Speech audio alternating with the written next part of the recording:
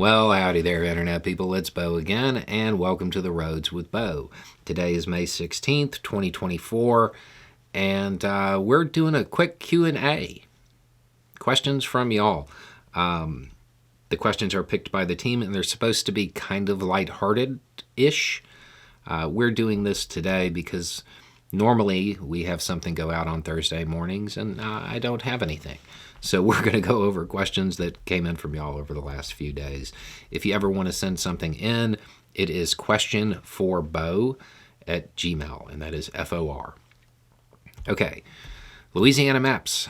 I saw the ruling and said, great. Then I read the AP article and it said liberal judges were in dissent. Can you break this down? What am I missing? Okay, so quick recap.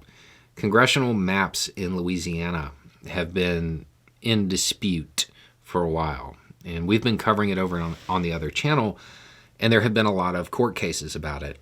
It looked like it was all resolved and everything was fine. Then another suit came out of nowhere after a map had been approved.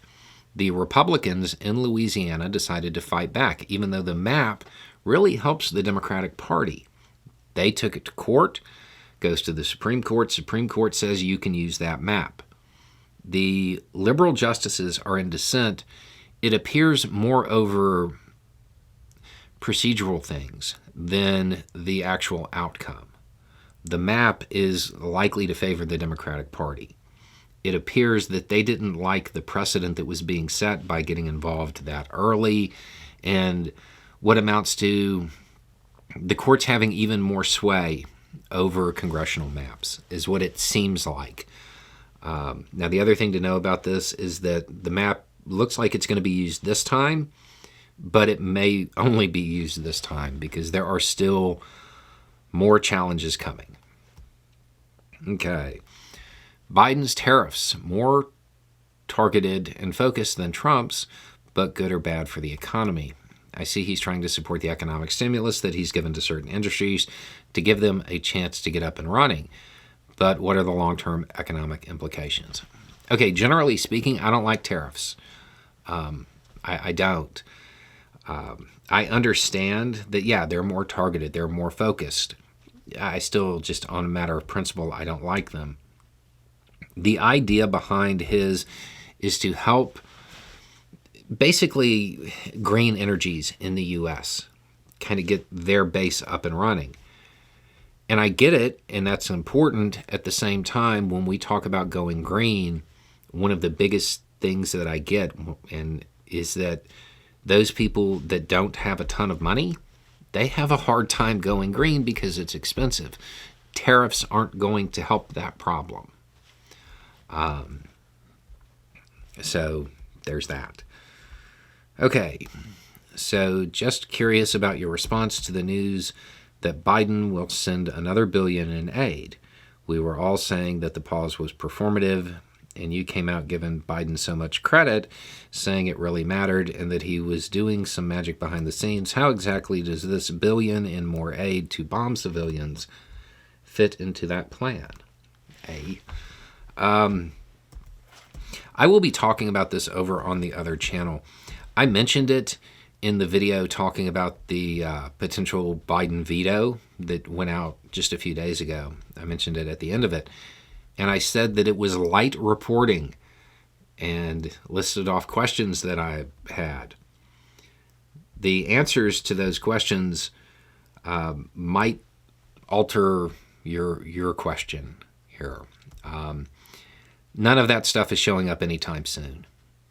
I want to say the projected delivery date is 2026, the last half of 2026, which means in real life it wouldn't show up until the middle of 2027 because those things always run behind. There will be a video about this because one of the first questions you would ask about a defense deal like that is when the delivery is and what type of transfer is it? Is it a drawdown? Is it new production? And none of that was in the reporting. And there are a whole bunch of people now who got very riled up about none of this is going to be used in Rafah. I got a whole bunch of nasty messages about this. So this is one of those situations where there's a teachable moment about information consumption. But if you go back to that video, I'll try to find it and put it down below. It's at the end where I start talking about it. And again, if you are somebody who is concerned about this, and based on the phrasing of this, your question should not be about anything in that other than what those tactical vehicles are and what they're going to be used for and why they're ordering them. That's your real question. The stuff about Biden is doing a transfer, the U.S. is not going to sever ties with Israel. That's just not going to happen. So you will hear about more, but understand they're years out. They are years out. It doesn't have anything to do with what's going on right now at this moment. And I can't say this for sure the way that I want to say it. But I would not put out reporting that didn't have the basic questions answered. Like as far as when it would be delivered and what it was really for, especially in a time where you know that the information that you have would have a massive effect on people and how they viewed things. Okay. Are we ever going to get an update on the New Year's message trailer guy? I think about him a lot. Yes, actually. In fact, it's already recorded. We have gotten updates from him. I will put this video down below too, just in case you don't know what this is about. But a guy was looking to make a change, and around New Year's, and we did a video about it. We do have an update, and it'll come out probably sometime in the next week or so. With potential flooding in our local forecast, just as I'm prepared to go camping, I had this random thought considering all the homeless in Honolulu and my brothers in Louisiana. How about doing a PSA for flooding just aimed at, quote, campers, shall we call them? Anyone who happens to be unhoused when the water rises, there would be a fundamental difference between having a vehicle or not and whether or not it runs. Doing floods indoors is easy, brah. Be a pioneer and address my peeps. Much love. Yeah, we can do something about that. That's not something I'm going to be able to answer right now, other than the very first thing you should do, pull out your phone, get a topographic map, find out where the high ground is, and get to there. That would be the goal. And you don't want to be near something that could cause a mudslide as well. So you want to be high, and I'll do a video on it. Okay.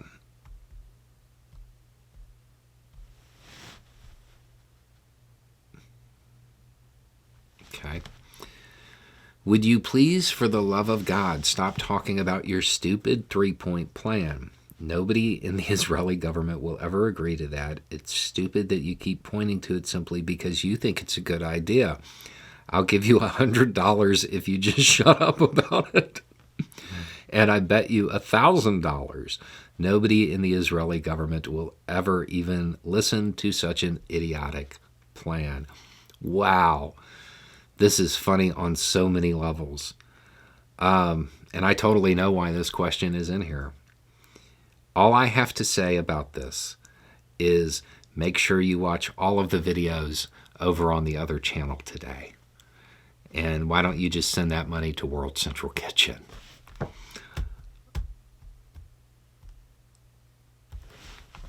I just watched your video let's talk about Putin's big shakeup and what it means. You talk about how they are getting ready for a long war.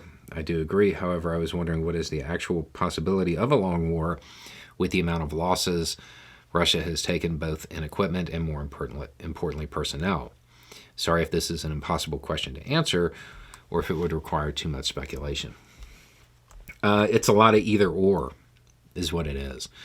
So if the West continues to push in equipment and aid, yeah, there's not much that Russia's going to be able to do. But it's been like that since the beginning. The only reason Russia is having the success it's having right now is because Republicans in Congress held everything up. That had a massive effect on the field over there. Now, what is the actual possibility of a long war? It depends on how good that new economist is. That's really what it boils down to. There's a lot riding on his ability to deliver on whatever it is he promised. And I would not want to be him if he can't deliver on it.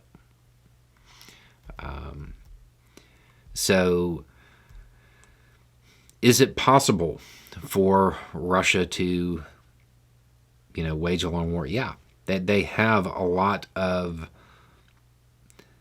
low-end resources that they can use.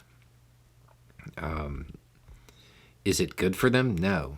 At this point, every month they stay in, they're just falling further and further behind in that near-peer game that they want to be in so bad. But it appears that Putin is very locked into this. Again, he should have pulled back almost immediately.